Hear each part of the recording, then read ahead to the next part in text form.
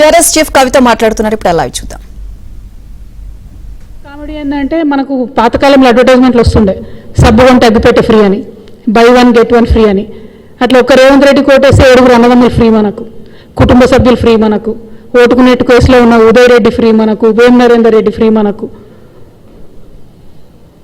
పొంగులేటి కోటేస్తే కొడుకు ఫ్రీ, శ్రీధర్ బాబు కోటేస్తే తమ్ముడు ఫ్రీ, బట్టి కోటేస్తే వాళ్ళ కుటుంబ సభ్యులు ఫ్రీ. ఏంది ఇది? ఇంతమంది రాజ్యాంగేతర శక్తులు 200 మంది ముఠా నడుస్తుంది పరిపాలన. నేను బాధతో చెప్తా ఉన్నా ఈ విషయం. ఓ పేద దళితుడు ఉంటే, పేద బీసీలు ఉంటే వాళ్ళకి ఎప్పుడో నిజామో ఇంద్రమ్మనో ఇచ్చినటువంటి ల్యాండ్ని ఇలా రాబందుల్లో లాక్కుంటున్నారు. 30,000 ఎకరాల అసైన్ ల్యాండ్ దాదాపుగా లాక్కున్నారు రేవంత్ రెడ్డి గారు.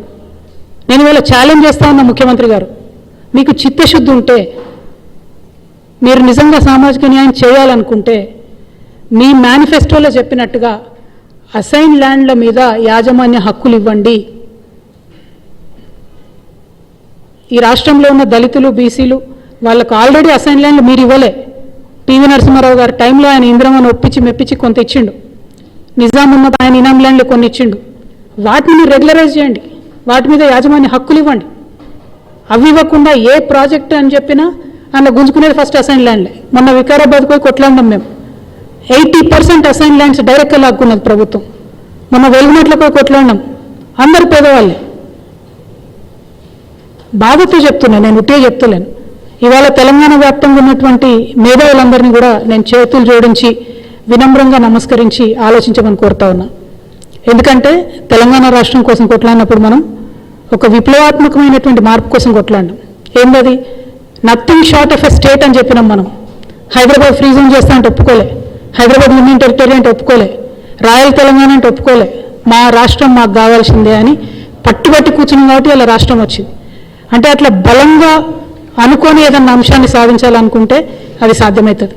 ఇవాళ ఈ రాష్ట్రంలో సామాజిక న్యాయం జరగాలంటే, ఒక లెవెల్ ప్లేయింగ్ ఫీల్డ్ అందరికీ ఉండాలంటే ఈ రాష్ట్రంలో ఉన్న మేధావి వర్గాన్ని అంతా కూడా ఆలోచించమని నేను కోరుతా ఉన్నా. మరొక మారు ఈ రాష్ట్రంలో భూ పంపిణీ జరగాల్సిందే. భూమి లేని ప్రతి పేద కుటుంబానికి భూమి దక్కాల్సిందే, దానికి ఇనిషియేటివ్ తీసుకోవాల్సిందే. నేను మరొక మారు మేధావి వర్గాన్ని అంతా కూడా వినమ్రంగా చేతులు జోడించి చెప్తా ఉన్నా. ఈ రేవంత్ రెడ్డి గారికి, రియల్ ఎస్టేట్ వ్యాపారం చేసే రేవంత్ రెడ్డి గారికి భూమి అంటే ఆయనకు ఒక ట్రాన్సాక్షన్ కావచ్చు, కానీ నా పేద బీసీ ఇంటి ఆడబిడ్డకు భూమి అంటే ఒక ఇమోషన్, నా పేద దళితులకు భూమి అంటే ఒక ఇమోషన్, నా ఆదివాసులకు భూమి అంటే పంచ ప్రాణం. వదిలిపెట్టి ఉండలేరు, అడవిని వదిలిపెట్టి, భూమిని వదిలిపెట్టి. ఆ విషయం అర్థమవుతలేదు రేవంత్ రెడ్డి గారికి.